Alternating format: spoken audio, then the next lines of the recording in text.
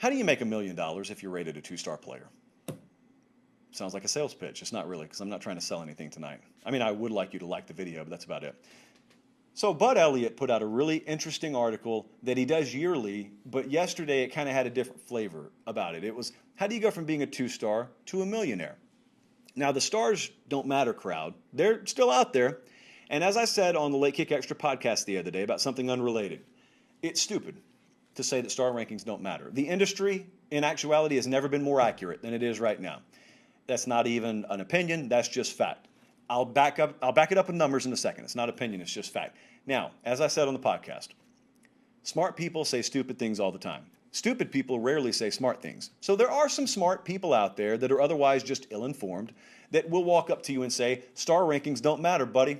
It's a crapshoot out there. And you know how they know? Because they've got the anecdotal example of, let's say Peyton Turner, who was a former 2-star, and he was drafted 28th overall, first round. He went to the Saints. So, hey, his star rating didn't matter. Yeah, that's right. Okay, for every one Peyton Turner, I got about 475 kids over here that would counter that.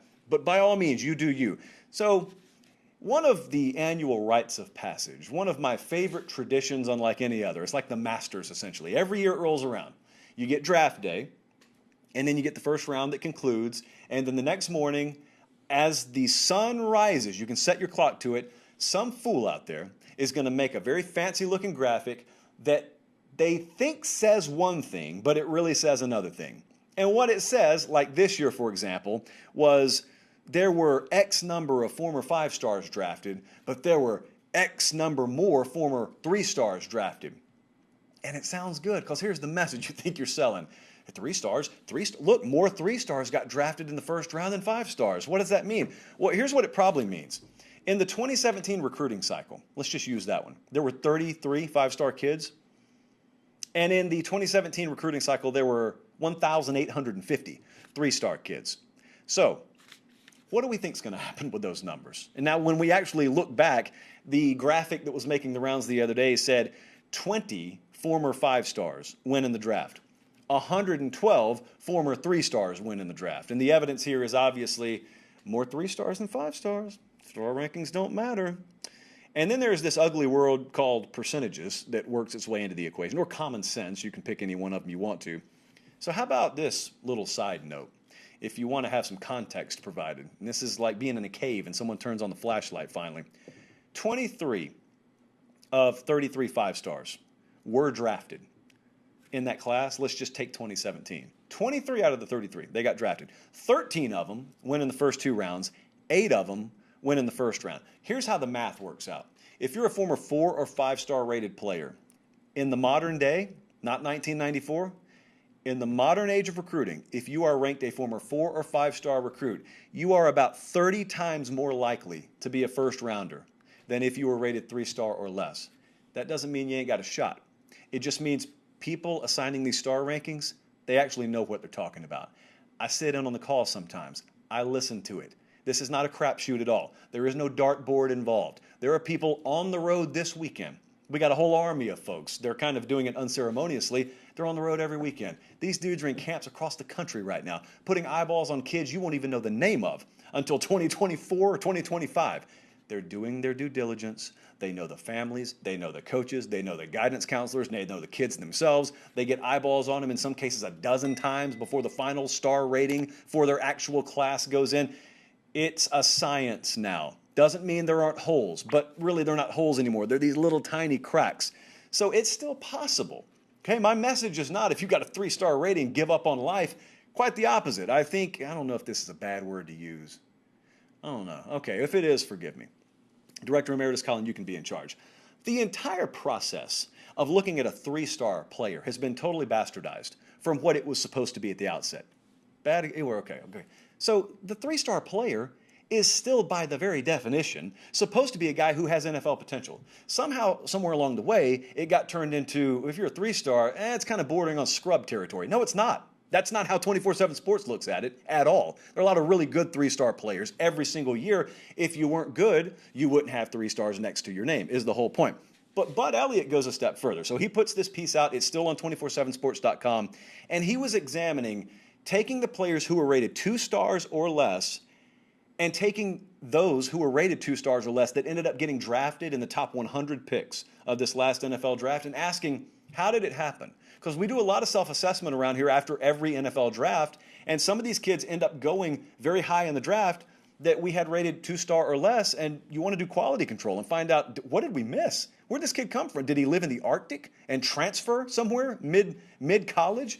Well, what you find is there's some common themes. So I'm reading this from Bud, and he's taken all the folks that were rated 2 stars or less that end up going top 100, let's say in this last draft, and you got about 7 common themes. And chances are if a kid was rated 2 stars or less and he's going top 100, it was either because of academic issues in high school, which kind of pushes him off your radar, maybe football not being the primary sport that the kid played in high school. How about being from a foreign country, which is happening more and more now? Maybe you were a full year younger than your peer group, so you're kind of playing up, and therefore you were a little bit off the radar. This is the most popular, the huge growth spurt in college, which I always try and hammer home, especially for linemen. You know, some kids tend to not be fully physically developed by the time they're 17. I know that's a shock, but some kids are still physically developing when they're 18 and 19 years old. So you could have that, which you cannot possibly plan for. Or maybe a kid was injured in high school, so you never got really good looks at him. Or how about he had multiple high school transfers? So this is not really excuse making. It's just, if you are using this for future reference, this could be where the rubber meets the road. He could be in a tiny high school, like that kind of stuff still happens. So Bud compiles the list, and there were a few of them, not many, but there were a few. This is fascinating, because sure enough, you go to Pate Turner, former 2-star kid, drafted first round. Pate Turner played at Houston, defensive end, and he goes to the New Orleans Saints, 28th overall, first round of the draft. So then you start diving in. Well, all right, Bud, what happened there?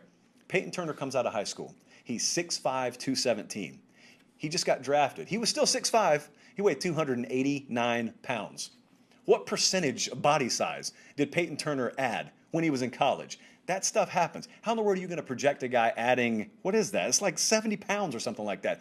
Who projects that? You'd be out of a job, as Bud pointed out. You'd be out of a job if you said, you know what, that kid's got 70-pound addition written all over his forehead. So let's just bump him up to a 4-star. What about Richie Grant? Richie Grant from Central Florida, a defensive back. He goes second round to the Falcons. Richie Grant goes to the Falcons as a 200-pound defensive back. Richie Grant came out of high school as a 165-pound wide receiver. So not only do we have a 35-pound weight gain, we have a position change in college. These are things, these are parameters that clearly you are not projecting when you're watching him in high school. Dylan Radins from North Dakota State, really good one here too. He's an offensive lineman. He goes in the second round to the Tennessee Titans. He's drafted as a 305-pound offensive lineman. Great, good for Richie, or Dylan rather. He exits high school as a 265-pound defensive lineman. Again, adding huge body size and position change. Also, no kid had been drafted from his high school, or how about this? No kid had even gotten an FBS or FCS offer from his high school in a decade. It was like a town of 4,000 some odd people. So, yeah, kind of got overlooked there. Whoopsies. And lastly but not least, Brady Christensen, offensive lineman out at Brigham Young. 245 pounds in high school. Drafted 305 pounds. He added 25% of his total body in college. That's a quarter. I had Stats and Info run the numbers. It turns out 25% is right at a quarter of your body. Most of you would have to cut off a leg and a half to equate for a quarter of your body, and this kid just added that. I'm not telling you he played with 3.5 legs at Brigham Young, mind you, although they are incredible athletes. I'm telling you, no one foresaw that. So this is very interesting. I would encourage you, because there are several more examples. I just cherry-picked 4. There are several more examples of how you go from maybe being a 2-star guy off the radar to, boom, right front and center, NFL draft.